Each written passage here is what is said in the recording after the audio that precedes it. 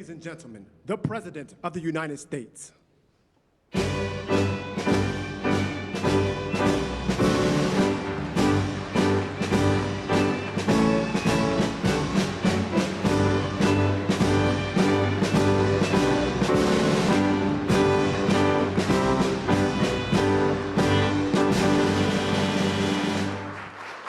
Well, thank you very much.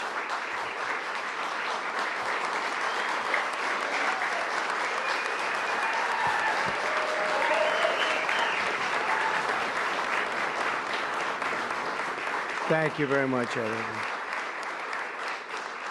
And I'd like to start by saying that our country is doing very well.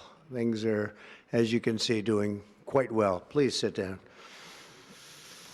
Before we begin, I just want to announce that I signed a proclamation a few moments ago honoring the 250th anniversary of Patrick Henry's famous speech to the Second Virginia Convention, in which he declared very well-known, very famous words, "Give me liberty or give me death." Has anyone heard the phrase? I think most of you have.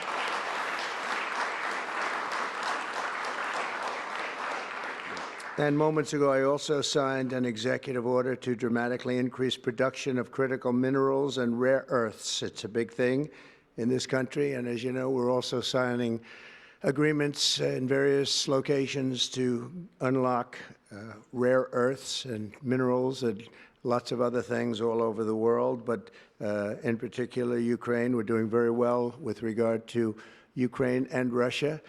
And one of the things we are doing is signing a deal very shortly with respect to rare earths with Ukraine, which they have tremendous value in rare earth, and we appreciate that. And we spoke yesterday with, as you know, President Putin and President Zelensky, and we would love to see that come to an end, and I think we're doing pretty well in that regard. So hopefully we could save thousands of people a week from dying. That's what it's all about. They're dying so unnecessarily, and I believe we'll get it done. We'll see what happens, but I believe we'll get it done. Today we take a very historic action that was 45 years in the making. In a few moments, I will sign an executive order to begin eliminating the Federal Department of Education once and for all.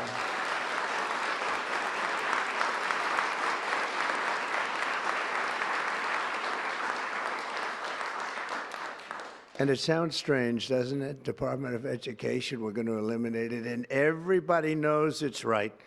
And the Democrats know it's right, and I hope they're going to be voting for it, because ultimately it may come before them, but everybody knows it's right, and we have to get our children educated. We're not doing well with the world of education in this country, and we haven't for a long time. And we're pleased to be joined today by the woman who I chose because she's an extraordinary person, and hopefully she will be our last Secretary of Education, Linda McMahon. Linda, thank you. Thank you very much. That's another interesting statement. It's an interesting opening, right? But it's true, and it's been amazing how popular this has been. I tell people that this is what I'm doing today, and they say, oh, it's about time. Everybody says it. Republicans and Democrats have said it. They're all saying it. Also with us are some terrific people. Governors Greg Abbott. Greg, thank you very much. Governor Ron DeSantis, thank you very much, Ron. Mike Braun, congratulations on your victory, Mike. That was a big one. Mike DeWine, thank you very much, Mike. Jeff Landry. Jeff, thank you very much, Jeff. Bill Lee, thank you. Governors, all governors. Brad Little. Brad, thank you very much. Where are you, Brad? Hi, Brad. Jim Pilan, thank you very much, Jim. And Kim Reynolds. These are all people very interested in education. And I even see Dan Patrick over there, my friend Dan Patrick. We're joined also by Representatives Tim Walberg and Virginia Fox, Rick Allen, Michael Rulli, and again, Dan Patrick. Thank you very much, Dan. You've been a great friend of ours. And State Attorneys General Ken Paxton. Ken, I see you there. Andrew Bailey. Andrew, what a job you've done, Andrew. You have some good cases going. You've done a great job. Thank you very much. And co-founder of Moms for Liberty, Tiffany Justice. She's been a hard worker. Thank you. Thank you, Tiffany. When President Carter created the Federal Education Department in 1979, it was opposed by members of his own cabinet, as well as the American Federation of Teachers, the New York Times editorial board, and the famed Democrat Senator Daniel Patrick Moynihan. History has proven them right, absolutely right. After 45 years, the United States spends more money on education by far than any other country, and spends likewise by far more money per pupil than any country, and it's not even close. But yet, we rank near the bottom of the list in terms of success. It's an amazing stat. Those are two stats you don't want. The most money spent per pupil, and you're at the bottom of the list. And that's where we are, like it or not, and we've been there for a long time. 70% of 8th graders are not proficient in either reading or in math, 70%. 40% of 4th graders lack even basic reading skills, can't read. Students in our public elementary and middle schools score worse in reading today than when the department opened, by a lot. In Baltimore, 40% of the high schools have 0 students who can do basic mathematics. Not even the very simplest of mathematics. I said, give me your definition of basic, and they're talking about like adding a few numbers together.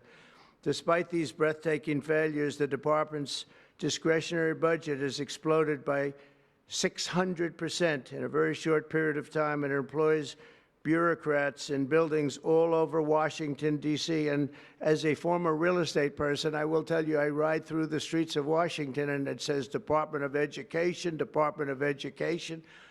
I said, how do you fill those buildings? It's crazy what's happened over the years. I'm pleased to report that after offering these federal employees 2 generous buyout options, and they were very generous, and they're good people, but they were very generous. My administration has initiated a reduction in force, and we're already cutting numbers that were really surprising to a lot, that we were able to do it so successfully. And we've cut the number of bureaucrats in half. 50% have taken office, which is great. Thank you. Under the action I'm taking today, a small handful of Democrats and others that we have employed for a long time, and there are some Republicans, but not too many, I have to be honest with you.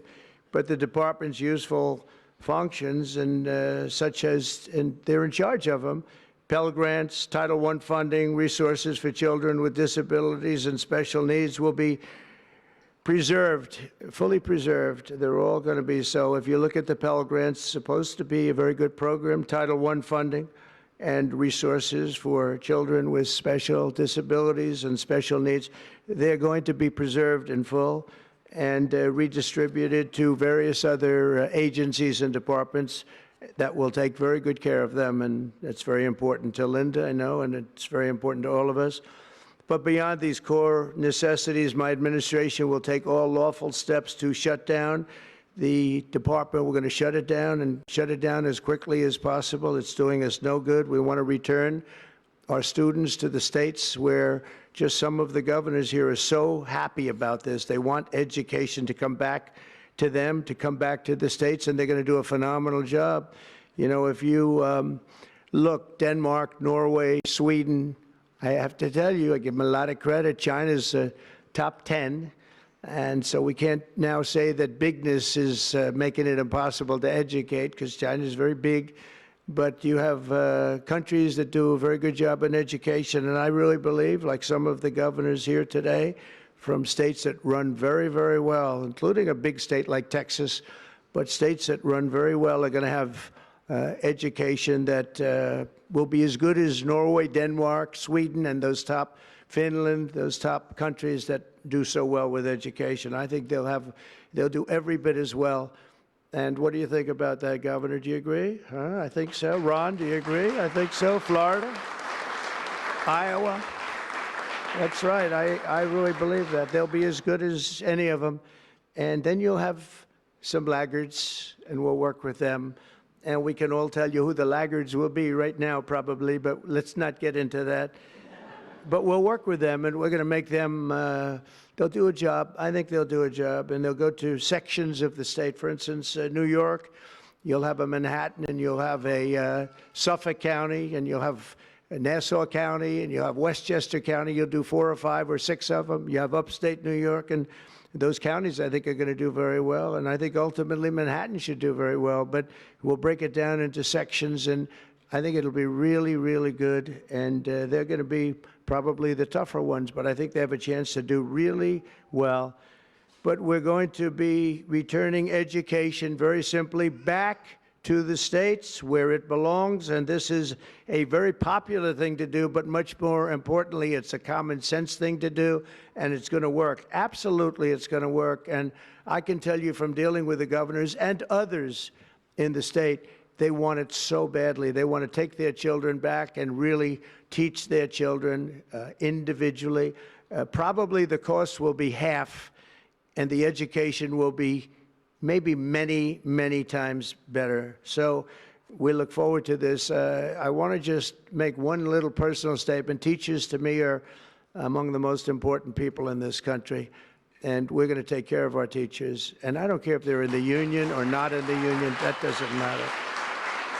But we're going to take care of our teachers, and I believe the states will take actually better care of them than they are taken care of right now. They'll work all sorts of systems and even merit systems. Those great teachers are going to be maybe a little bit better rewarded, or maybe that's the way it should be, but the states are going to make that decision. But we're going to love and cherish our teachers along with our children, and they're going to work with the parents, and they're going to work with everybody else, and it's going to be an amazing thing to watch, and it's really going to be something special. And Linda, you're presiding over something that's so important, and you're going to do a fantastic job, just like you have your whole life. I know your whole life I've been watching you. I've been watching you for a long time. She's had nothing but success. So it's tremendous to have you, and hopefully you won't be there too long, but we're going to find something else for you, Linda, okay?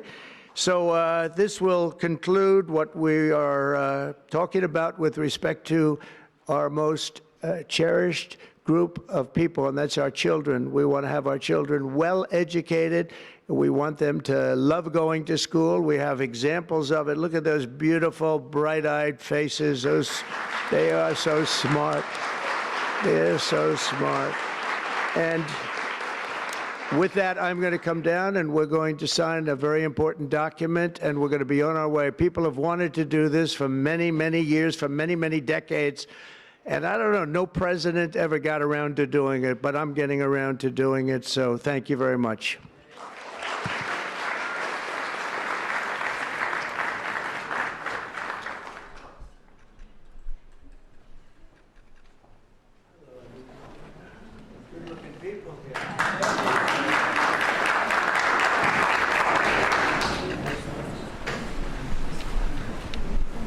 Should I do this?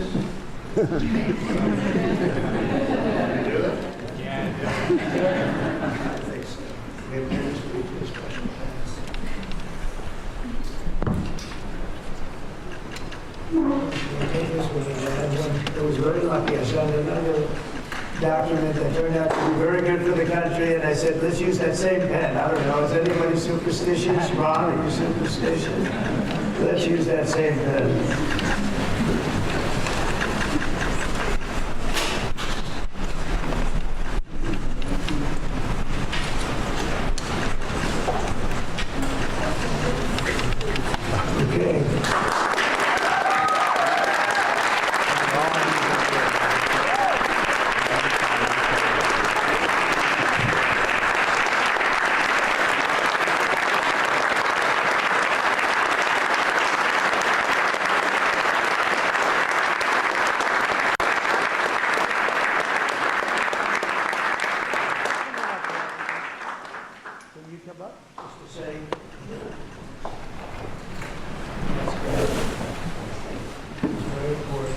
big factory here. You're welcome. Good luck, President.